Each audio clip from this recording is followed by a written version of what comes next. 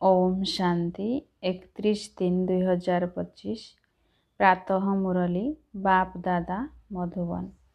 मिठा बाबा कहते मिठे बच्चे तुम्हें एवं पुराना दुनियार फाटकरू बाहरी शांतिधाम एवं सुखधाम को जाउछ। बाबा ही तुम मानकु मुक्ति जीवन मुक्तिर रास्ता देखाउछंती। तुम्हें एवं पुराना दुनियार फाटकरू बाहरी शांतिधाम एवं सुखधाम को जाउछ। बाबा ही तुम मानकु मुक्ति जीवन मुक्तिर रास्ता देखाउछंती।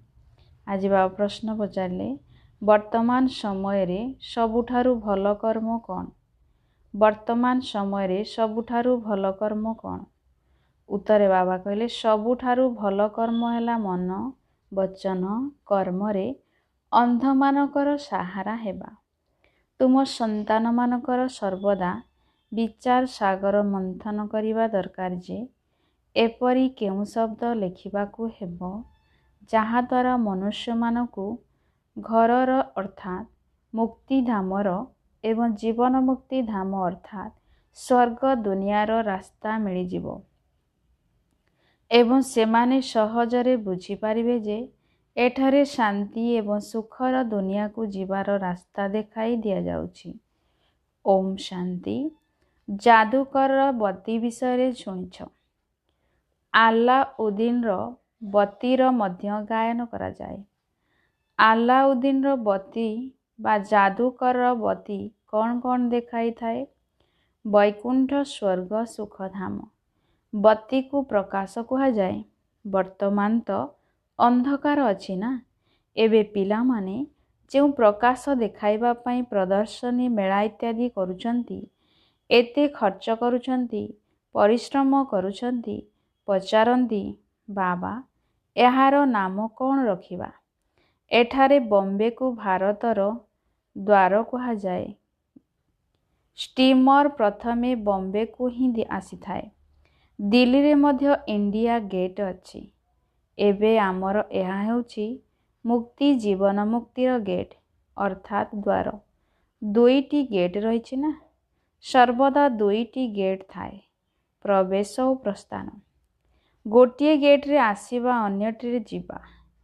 एहा मध्य एहीपरि आमे नुआ दुनिया को आसीछु, पुणी पुराना दुनिया रू बाहरी निज घर को चली जाउछु, किंतु निजे निजे फेरी पारिबा नाही, काहेकि ना घर को भूली जाइछु।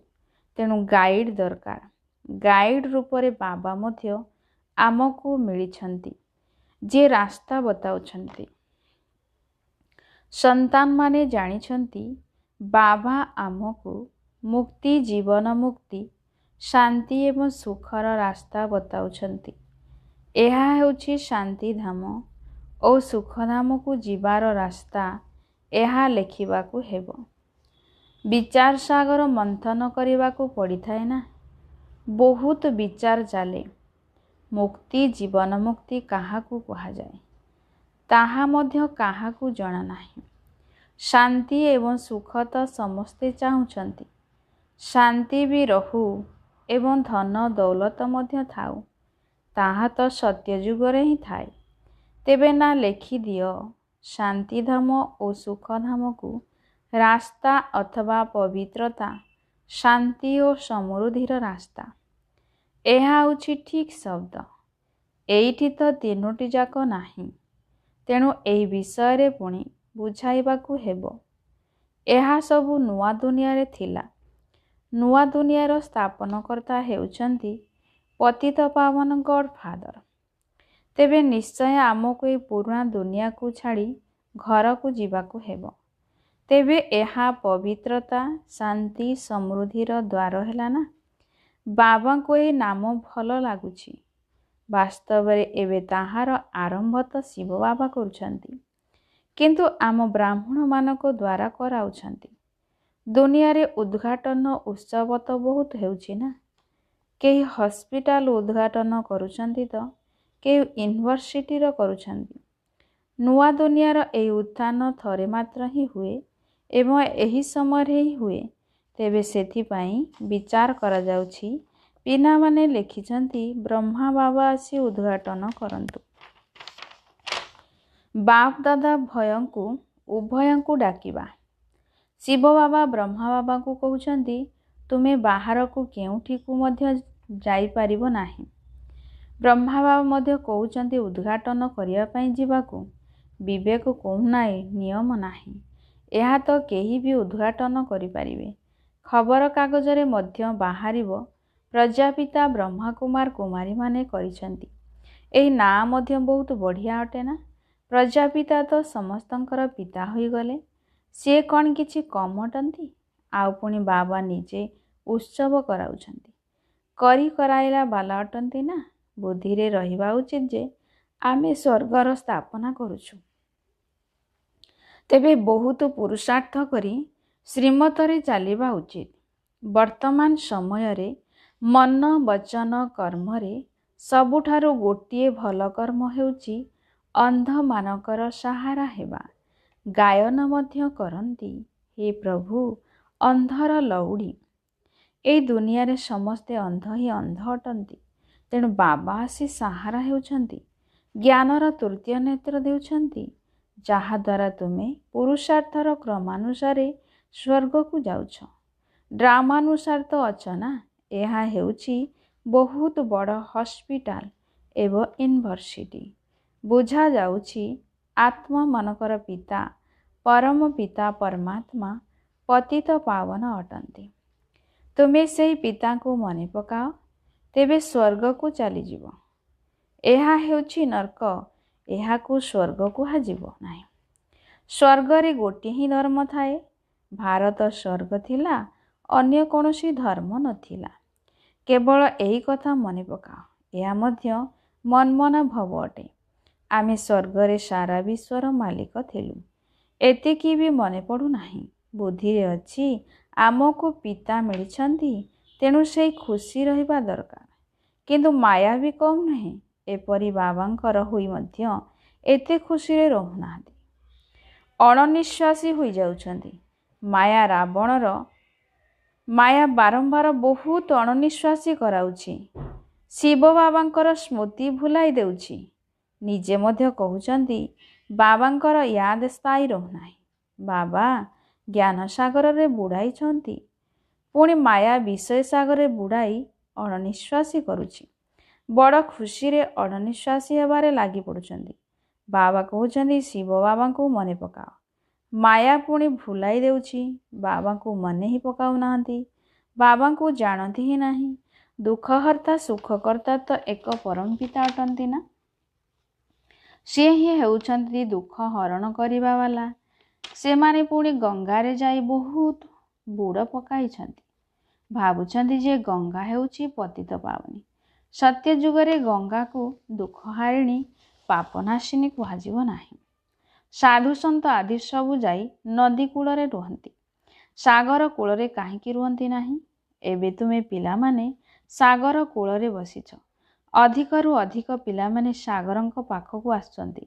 ପୁଣି ଜାଣୁଛନ୍ତି କି ସାଗରରୁ ବାହାରିଥିବା ଏହି ଛୋଟ ବଡ଼ ନଦୀମାନେ ମଧ୍ୟ ଅଛନ୍ତି।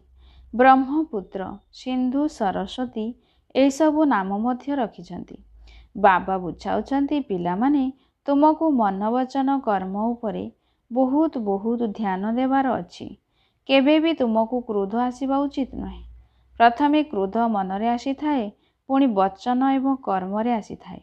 କ୍ରୋଧ ଆସିବାର ଏହି ତିନୋଟି ଦ୍ୱାର ରହିଛି। ତେଣୁ ବାବା ବୁଝାଉଛନ୍ତି ମିଠା ସନ୍ତାନମାନେ ବଚନ ଅଧିକ କୁହ ନାହିଁ। ଶାନ୍ତିରେ ରୁହ। ବଚନରେ ଆସିଲେ କର୍ମରେ ଆସିଯିବ। କ୍ରୋଧ ପ୍ରଥମେ ମନରେ ଆସିଥାଏ, ପୁଣି ବଚନ ଓ କର୍ମରେ ଆସେ। ତିନୋଟି ଦ୍ୱାର ମାଧ୍ୟମରେ କ୍ରୋଧ ପ୍ରକାଶିତ ହୁଏ। ପ୍ରଥମେ ମନରେ ଆସିବ। ଦୁନିଆର ଆତ୍ମାମାନେ ତ ଜଣେ ଅନ୍ୟ ଜଣକୁ ଦୁଃଖ ଦେବାରେ ଲାଗିଛନ୍ତି। ଲଢ଼େଇ ଝଗଡ଼ା କରୁଛନ୍ତି। ତୁମକୁ ତ କାହାକୁ ବି ଦୁଃଖ ଦେବାର ନାହିଁ। ସଂକଳ୍ପରେ ମଧ୍ୟ ଆସିବା ଅନୁଚିତ। ନୀରବ ରହିବା ବହୁତ ଭଲ। ତେବେ ବାବା ଆସି ସ୍ୱର୍ଗର ଅଥବା ସୁଖ ଶାନ୍ତିର ରାସ୍ତା ଦେଖାଉଛନ୍ତି। ସନ୍ତାନମାନଙ୍କୁ ହିଁ ଜଣାଉଛନ୍ତି। ପିଲାମାନଙ୍କୁ କହୁଛନ୍ତି ତୁମେ ମଧ୍ୟ ଅନ୍ୟମାନଙ୍କୁ ଜଣାଅ। ସ୍ୱର୍ଗରେ ହିଁ ପବିତ୍ରତା, ଶାନ୍ତି, ସମୃଦ୍ଧି ଥାଏ। ସେଠାକୁ କିପରି ଯାଆନ୍ତି ତାହା ବୁଝିବାର ଅଛି। ଏହି ମହାଭାରତ ଲଢ଼େଇ ଦ୍ୱାରା ଗେଟ୍ ଖୋଲିଥାଏ। ବାବାଙ୍କର ବିଚାର ସାଗର ମନ୍ଥନ ତ ଚାଲିଥାଏ ନା। କ'ଣ ନାମ ରଖାଯିବ? ଅମୃତ ବେଳାରେ ବିଚାର ସାଗର ମନ୍ଥନ କଲେ ସାରାଂଶ ବାହାରିଥାଏ। ଠିକ୍ ରାୟ ବାହାରେ। ତେଣୁ ବାବା କହନ୍ତି ସକାଳୁ ଉଠି ବାବାଙ୍କୁ ମନେ ପକାଅ ଏବଂ ବିଚାର ସାଗର ମନ୍ଥନ କର। କ'ଣ ନାମ ରଖାଯିବ? ବିଚାର କରିବା ଦରକାର। କାହାର ମଧ୍ୟ ଶ୍ରେଷ୍ଠ ବିଚାର ଆସିଯାଇପାରେ। ଏବେ ତୁମେ ବୁଝୁଛ କି ପତିତକୁ ପାବନ କରିବା ଅର୍ଥ ନର୍କବାସୀରୁ ସ୍ୱର୍ଗବାସୀ କରିବା। ଦେବତାମାନେ ପବିତ୍ର ଅଟନ୍ତି, ସେଥିପାଇଁ ତାଙ୍କ ଆଗରେ ମୁଣ୍ଡ ନୁଆଉଛନ୍ତି। ଏବେ ତୁମେ କାହା ନିକଟରେ ମୁଣ୍ଡ ନୁଆଇବ ନାହିଁ। ନିୟମ ନାହିଁ, କିନ୍ତୁ ଯୁକ୍ତିରେ ଚାଲିବାକୁ ପଡ଼ିଥାଏ। ସାଧୁ ଲୋକମାନେ ନିଜକୁ ଉଚ୍ଚ ପବିତ୍ର ମଣନ୍ତି, ଅନ୍ୟମାନଙ୍କୁ ଅପବିତ୍ର ନୀଚ ମଣିଥାନ୍ତି। ଯଦି ବି ତୁମେ ଜାଣୁଛ ଆମେ ସବୁଠାରୁ ଉଚ୍ଚ, କିନ୍ତୁ ଯଦି ତୁମକୁ କେହି ହାତ ଯୋଡ଼ିଲେ ତେବେ ଅନୁରୂପ ବ୍ୟବହାର ଦେଖାଇବାକୁ ପଡ଼ିବ। ହରିଓମ୍ ତତ୍ସତ୍ କହିଥାନ୍ତି, ତେବେ କହିବାକୁ ପଡ଼ିବ। ଯୁକ୍ତିରେ ନ ଚାଲିଲେ ସେମାନେ ପାଖକୁ ଆସିବେ ନାହିଁ। ବଡ଼ କାଇଦା ଦରକାର। ଯେତେବେଳେ ମୃତ୍ୟୁ ମୁଣ୍ଡ ଉପରକୁ ଆସିଯାଏ ସେତେବେଳେ ସମସ୍ତେ ଭଗବାନଙ୍କର ନାମ ଧରନ୍ତି। ଆଜିକାଲି ଅଚାନକ ଭାବେ ତ ବହୁତ କିଛି ହୋଇ ଚାଲିବ। ଧୀରେ ଧୀରେ କନ୍ଦଳ ବ୍ୟାପିଯିବ। ନିଆଁ ବିଦେଶରୁ ଆରମ୍ଭ ହେବ, ପୁଣି ଧୀରେ ଧୀରେ ସାରା ଦୁନିଆ ଜଳିଯିବ। ଶେଷରେ ତୁମେମାନେ ହିଁ ରହିବ। ତୁମର ଆତ୍ମା ପବିତ୍ର ହୋଇଯାଇଥାଏ। ପୁଣି ତୁମକୁ ସେଠାରେ ନୂଆ ଦୁନିଆ ମିଳିଥାଏ। ଦୁନିଆର ନୂଆ ନୋଟ ତୁମ୍ଭମାନଙ୍କୁ ହିଁ ମିଳିଥାଏ। ତୁମ୍ଭେ ହିଁ ରାଜତ୍ୱ କରିଥାଅ। ଆଲ୍ଲାଉଦ୍ଦିନର ବତୀ ମଧ୍ୟ ପ୍ରସିଦ୍ଧ ଅଟେ ନା। ନୋଟ ଘଷିଦେଲେ ଅଚଳାଚଳ ସମ୍ପତ୍ତି ମିଳିଯାଇଥାଏ। ଏହା ମଧ୍ୟ ସତ୍ୟ ଅଟେ। ତୁମେ ଜାଣ ଆଲ୍ଲାଉଦ୍ଦିନ ବାବା ଶୀଘ୍ର ଇଶାରାରେ ସାକ୍ଷାତକାର କରାଉଛନ୍ତି। କେବଳ ତୁମେ ଶିବ ବାବାଙ୍କୁ ୟାଦ କର, ତେବେ ସବୁ ସାକ୍ଷାତକାର ହୋଇଯିବ। ନୌଧା ଭକ୍ତିରେ ମଧ୍ୟ ସାକ୍ଷାତକାର ହୋଇଥାଏ ନା। ଏଠାରେ ତୁମକୁ ଲକ୍ଷ୍ୟ ଉଦ୍ଦେଶ୍ୟର ସାକ୍ଷାତକାର ତ ହେଉଛି। ତେଣୁ ତୁମେ ବାବାଙ୍କୁ ସ୍ୱର୍ଗକୁ ବହୁତ ମନେ ପକାଇବ, ବାରମ୍ବାର ଦେଖୁଥିବ। ଯେଉଁମାନେ ବାବାଙ୍କର ସ୍ମୃତିରେ ଏବଂ ଜ୍ଞାନର ନିଶାରେ ରହିଥିବେ ସେହିମାନେ ଶେଷ ସମୟର ସବୁ ଦୃଶ୍ୟ ଦେଖିପାରିବେ। ଏହା ବହୁତ ଉଚ୍ଚ ଲକ୍ଷ୍ୟ। ନିଜକୁ ଆତ୍ମା ଭାବି ବାବାଙ୍କୁ ମନେ ପକାଇବା ମାଉସୀ ଘର କଥା ନୁହେଁ। ବହୁତ ପରିଶ୍ରମ କରିବାକୁ ପଡ଼ିବ। ମୁଖ୍ୟ ହେଉଛି ୟାଦ। ଯେପରି ବାବା ଦିବ୍ୟ ଦୃଷ୍ଟିଦାତା ଅଟନ୍ତି, ସେହିପରି ତୁମେ ନିଜେ ନିଜ ପାଇଁ ଦିବ୍ୟ ଦୃଷ୍ଟିଦାତା ହୋଇଯିବ। ଯେପରି ଭକ୍ତି ମାର୍ଗରେ ତୀବ୍ର ବେଗରେ ମନେ ପକାଇଲେ ସାକ୍ଷାତକାର ହୋଇଥାଏ, ନିଜ ପରିଶ୍ରମରେ ଯେପରି ଦିବ୍ୟ ଦୃଷ୍ଟିଦାତା ହୋଇଯାଇଥାନ୍ତି, ତୁମେ ମଧ୍ୟ ୟାଦର ମେହନତରେ ରହିଲେ ମଧ୍ୟ ବହୁତ ଖୁସିରେ ରହିବ ଏବଂ ବହୁତ ସାକ୍ଷାତକାର ହୋଇଚାଲିବ। ଏହି ସାରା ଦୁନିଆ ଭୁଲି ହୋଇଯିବ। ତୁମେ ମନ୍ମନାଭବ ସ୍ଥିତିରେ ରହିଯିବ। ବାକି ଆଉ କ'ଣ ଦରକାର? ପୁଣି ଯୋଗ ବଳ ଦ୍ୱାରା ତୁମେ ନିଜର ଶରୀର ଛାଡ଼ିଦେବ। ଭକ୍ତିରେ ମଧ୍ୟ ପରିଶ୍ରମ ହୋଇଥାଏ। ଏଥିରେ ମଧ୍ୟ ପରିଶ୍ରମ ଦରକାର। ବାବା ପରିଶ୍ରମର ବହୁତ ଫାଷ୍ଟକ୍ଲାସ୍ ରାସ୍ତା ବତାଉଛନ୍ତି। ନିଜକୁ ଆତ୍ମା ଭାବି ଦେହର ଅଭିମାନ ରହିବ ନାହିଁ। ଯେପରିକି ବାପା ସମାନ ହୋଇଯିବ, ସାକ୍ଷାତକାର କରିଚାଲିବ। ଖୁସି ମଧ୍ୟ ବହୁତ ରହିବ। ସାରା ଫଳାଫଳ ଶେଷ ସମୟରେ ଗାୟନ ହେଉଛି। ନିଜ ନାମ ରୂପରୁ ମଧ୍ୟ ନ୍ୟାରା ହେବାର ଅଛି। ତେବେ ପୁଣି ଅନ୍ୟର ନାମ ରୂପକୁ ୟାଦ କରିବା ଦ୍ୱାରା କି ଅବସ୍ଥା ହେବ? ଜ୍ଞାନ ତ ବହୁତ ସହଜ। ଯେଉଁ ପ୍ରାଚୀନ ଭାରତର ଯୋଗର ଗାୟନ ରହିଛି, ସେଥିରେ ହିଁ ଯାଦୁ ଅଛି। ବାବା ବୁଝାଉଛନ୍ତି ବ୍ରହ୍ମଜ୍ଞାନୀ ମଧ୍ୟ ଏହିପରି ଶରୀର ଛାଡ଼ିଥାନ୍ତି। ଭାବନ୍ତି ମୁଁ ଆତ୍ମା ପରମାତ୍ମାରେ ଲୀନ ହୋଇଯିବି। କେହି ଲୀନ ହୁଅନ୍ତି ନାହିଁ। ସେମାନେ ବ୍ରହ୍ମଜ୍ଞାନୀ ଅଟନ୍ତି। ଯାହା ଦେଖିଛନ୍ତି ବସି ବସି ଶରୀର ଛାଡ଼ି ଦିଅନ୍ତି। ବାୟୁମଣ୍ଡଳ ବହୁତ ଶାନ୍ତ ରହିଥାଏ, ନିସ୍ତବ୍ଧ ହୋଇଯାଏ। ନିସ୍ତବ୍ଧ ମଧ୍ୟ ତାଙ୍କୁ ହିଁ ଅନୁଭବ ହେବ ଯେ ଜ୍ଞାନ ମାର୍ଗରେ ହୋଇଥିବେ, ଶାନ୍ତ ରହିବାର ଅଭ୍ୟାସ ହୋଇଥିବେ। ବାକି କେତେକ ସନ୍ତାନ ତ ଏବେ ମଧ୍ୟ ଛୋଟ ଅବସ୍ଥାରେ ଅଛନ୍ତି, ବାରମ୍ବାର ତଳକୁ ଖସି ଯାଉଛନ୍ତି। ଏଥିରେ ବହୁତ ଗୁପ୍ତ ପରିଶ୍ରମ କରିବାକୁ ପଡ଼ିବ। ଭକ୍ତି ମାର୍ଗର ପରିଶ୍ରମ ପ୍ରତ୍ୟକ୍ଷରେ ହୋଇଥାଏ। ମାଳା ଗଡ଼ାଅ, କୋଠରୀରେ ବସି ଭକ୍ତି କର। ଏଠାରେ ତ ତୁମେ ଚାଲି ବୁଲି ସ୍ମୃତିରେ ରହୁଛ। କାହାକୁ ଜଣାପଡ଼େ ନାହିଁ କି ଏମାନେ ରାଜପଦ ନେଉଛନ୍ତି। ଯୋଗ ଦ୍ୱାରା ହିଁ ସାରା ହିସାବ କିତାବ ଯୁକ୍ତ କରିବା ଅଛି। ଜ୍ଞାନରେ କ'ଣ ଯୁକ୍ତ ହେବ କି? ଯୋଗ ଦ୍ୱାରା ହିସାବ କିତାବ ଯୁକ୍ତ ହେବ। ଯୋଗ ଦ୍ୱାରା କର୍ମଭୋଗ ମଧ୍ୟ ଯୁକ୍ତ ହେବ। ଏହା ହେଉଛି ଗୁପ୍ତ ପରିଶ୍ରମ। ବାବା ସବୁକିଛି ଗୁପ୍ତରେ ଶିଖାଇଛନ୍ତି। ଆଚ୍ଛା, ମିଠା ମିଠା ଶିଖିଲଧେ ସନ୍ତାନମାନଙ୍କ ପ୍ରତି ମାତା ପିତା ବାପ ଦାଦାଙ୍କର ମଧୁର ସ୍ନେହ ସମ୍ପନ୍ନ ଶୁଭେଚ୍ଛା ଏବଂ ସୁପ୍ରଭାତ। ଆତ୍ମିକ ପିତାଙ୍କର ଆତ୍ମିକ ସନ୍ତାନମାନଙ୍କୁ ନମସ୍ତେ। ଆତ୍ମିକ ସନ୍ତାନମାନଙ୍କର ଆତ୍ମିକ ମାତା ପିତା ବାପ ଦାଦାଙ୍କୁ ଶୁଭ ସକାଳ। ନମସ୍ତେ ନମସ୍ତେ ନମସ୍ତେ। ଧାରଣା ପାଇଁ ମୁଖ୍ୟ ସାରାଂଶ। ପ୍ରଥମ ନମ୍ବର, ମନ ବଚନ କର୍ମରେ କେବେ ବି କ୍ରୋଧ କରିବାର ନାହିଁ। ଏହି ତିନୋଟି ଯାକ ଝରକା ଉପରେ ବହୁତ ଧ୍ୟାନ ରଖିବାକୁ ହେବ। ଅଧିକ କଥାବାର୍ତ୍ତା କରିବାର ନାହିଁ। ପରସ୍ପରକୁ ଦୁଃଖ ଦେବାର ନାହିଁ। ଦ୍ୱିତୀୟ ପଏଣ୍ଟ, ଜ୍ଞାନ ଏବଂ ଯୋଗରେ ମସ୍ତ ରହି ଅନ୍ତିମ ସମୟର ଦୃଶ୍ୟକୁ ଦେଖିବାକୁ ହେବ। ନିଜର ବା ଅନ୍ୟମାନଙ୍କର ନାମ ରୂପକୁ ଭୁଲି ମୁଁ ଆତ୍ମା ଅଟେ, ଏହି ସ୍ମୃତି ଦ୍ୱାରା ଦେହ ଅଭିମାନକୁ ସମାପ୍ତ କରିବାକୁ ହେବ। ଆଜିର ବରଦାନ ଅଛି, ସ୍ନେହର ବାଣ ଦ୍ୱାରା ସମସ୍ତଙ୍କୁ ଘାଇଲା କରୁଥିବା ସ୍ନେହ ଏବଂ ପ୍ରାପ୍ତି ସମ୍ପନ୍ନ ଲଭ୍ଲିନ୍ ଆତ୍ମା ଭବ। ସ୍ନେହର ବାଣ ଦ୍ୱାରା ସମସ୍ତଙ୍କୁ ଘାଇଲା କରୁଥିବା ସ୍ନେହ ଏବଂ ପ୍ରାପ୍ତି ସମ୍ପନ୍ନ ଲଭ୍ଲିନ୍ ଆତ୍ମା ଭବ।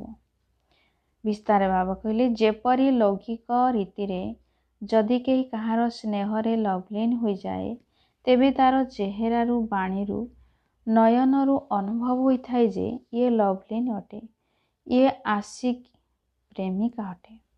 ସେହିଭଳି ତୁମେମାନେ ମଧ୍ୟ ଯେତେବେଳେ ଭାଷଣ କରିବା ପାଇଁ ମଞ୍ଚ ଉପରକୁ ଯାଉଛ, ସେହି ସମୟରେ ନିଜ ଭିତରେ ଯେତିକି ବାବାଙ୍କ ପ୍ରତି ସ୍ନେହ ଜାଗ୍ରତ ଥିବ, ସେହି ଅନୁସାରେ ତୁମର ସ୍ନେହର ବାଣ ଅନ୍ୟମାନଙ୍କୁ ମଧ୍ୟ ସ୍ନେହରେ ଘାଇଲା କରିଦେବ।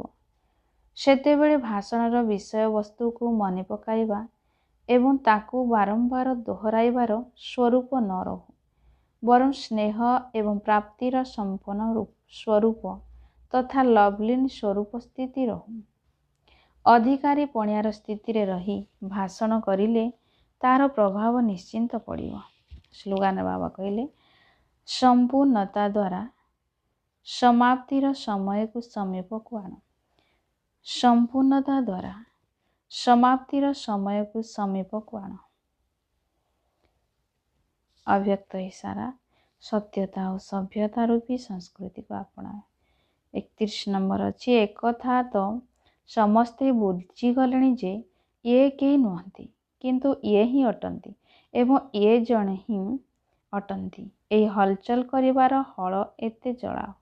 ବର୍ତ୍ତମାନ ଆହୁରି ବି ଅଛନ୍ତି, ଏ ମଧ୍ୟ ଅଛନ୍ତି, ଏ ପର୍ଯ୍ୟନ୍ତ ପହଞ୍ଚିଛନ୍ତି, କିନ୍ତୁ ଏ ଜଣେ ହିଁ ଅଟନ୍ତି।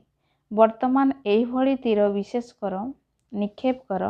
ଧରିତ୍ରୀ ତ ପ୍ରସ୍ତୁତ ହୋଇସାରିଲାଣି ଏବଂ ଆହୁରି ତିଆରି ହୋଇ ଚାଲିବ। କିନ୍ତୁ ଯାହା ମୂଳଦୁଆ ରହିଛି, ନବୀନତା ରହିଛି, ବୀଜ ରହିଛି, ତାହା ହେଉଛି ନୂଆ ଜ୍ଞାନ। ନିଃସ୍ୱାର୍ଥ ସ୍ନେହ ରହିଛି, ଆତ୍ମିକ ସ୍ନେହ ରହିଛି। ଏହା ତ ଅନୁଭବ କରୁଛନ୍ତି, କିନ୍ତୁ ବର୍ତ୍ତମାନ ସ୍ନେହ ସହିତ ଜ୍ଞାନର ଅଧିକାରୀ ଆତ୍ମା ଅଟନ୍ତି, ସତ୍ୟ ଜ୍ଞାନର ଅଧିକାରୀ ଅଟନ୍ତି। ଏହାକୁ ପ୍ରତ୍ୟକ୍ଷ କର, ତେବେ ପ୍ରତ୍ୟକ୍ଷତା ହୋଇଯିବ।